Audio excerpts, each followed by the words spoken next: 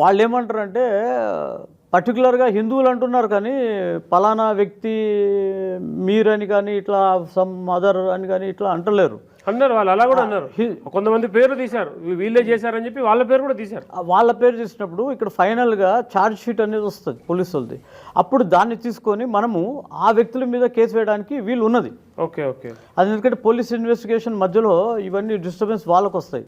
వాళ్ళు కూడా పోయి అడిగిన తాగి పడిపోయినట్టుగా చూపించే రుజువులు పనికిరావు అంటారు. అంటే అది ఆయన తాగి పడిపోయిండు, ఆయన ఎవరు తిట్టలేదు కదా, ఆయన పడిపోయిండు కానీ చావలేదు కదా. బట్ ఫైనల్గా ఒక చోట తాగినోడు ఎక్కడో గుంతలోకి పోయినట్టుగా మనకు వీడియో ఉందంటారు.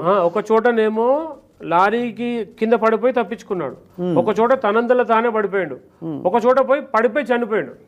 ఇలా 3-4 చోట్ల జరిగింది. అంటే ఇది క్లియర్ కట్గా కనిపిస్తూ ఉంది, కంటికి కట్టినట్టుగా కనిపిస్తూ ఉంది. ఒక కెమెరా 2 కెమెరాలు చూడలేదు వీళ్ళు, 300 కెమెరాలు చెక్ చేశామని